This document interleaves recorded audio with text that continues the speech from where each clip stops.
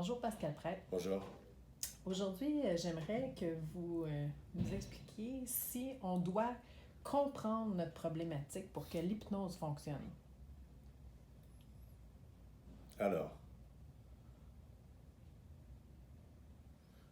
je vous dirais que vous pouvez comprendre votre problématique sans spécialement la régler ou la gérer. Je vais vous donner un exemple concret. Justement, j'avais quelqu'un qui était là cette semaine qui me disait que son thérapeute lui avait dit, bah, écoute, si tu comprends ton problème, en fait, tu résous ton problème. Je serais pas vraiment de cet avis-là. En fait, je vais vous donner un exemple concret. Moi, je fais beaucoup de troubles alimentaires, des addictions, ce genre de choses, même l'anxiété. Et puis l'anxiété, une personne souvent comprend que son anxiété n'est pas fondée, pourtant elle est anxieuse pareil. Et elle comprend qu'elle n'a pas à être anxieuse et elle est anxieuse pareil. Je vais vous donner un exemple justement d'une dame que j'ai eu ici récemment, euh, assez forte, hein, même obèse.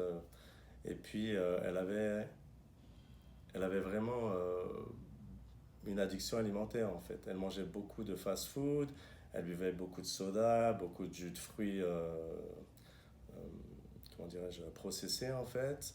Puis elle comprenait que pour maigrir, il fallait qu'elle arrête les fast-food, qu'elle fasse du sport, tout ça. Elle comprend. Mais quand elle me disait Pascal, c'est plus fort que moi. Et c'est ça un pattern. Un pattern, c'est inconscient. C'est plus fort que vous. Donc, vous pouvez comprendre la problématique sans spécialement la gérer.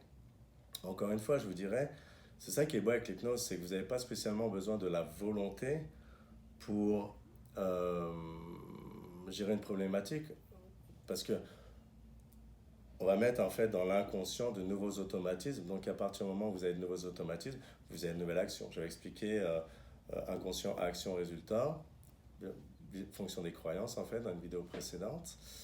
Et c'est ça qui est beau, cette dame-là en fait, avec l'inconscient, on a fait un travail justement pour qu'elle elle n'ait plus du tout envie des fast-food, qu'elle soit dégoûtée des fast-food, qu'elle soit dégoûtée du,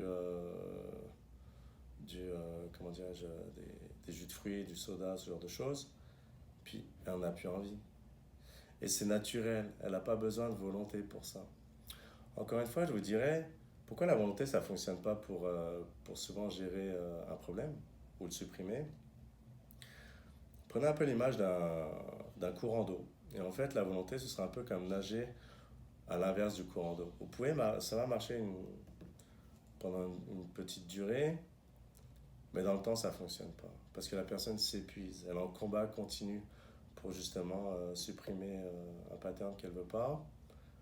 Alors que la beauté de l'hypnose, en fait, c'est justement dire à l'inconscient, bon, tu veux supprimer ça? Oui, on le fait. Et c'est comme ça un peu on retournait le courant d'eau. Donc là, en fait, vous n'avez pas vraiment besoin de volonté. Vous allez juste nager dans la bonne direction. Donc ça ne demande pas vraiment de volonté. Je ne sais pas si ça a répondu à votre question, mais Oui, merci beaucoup. je vous en prie. Au revoir.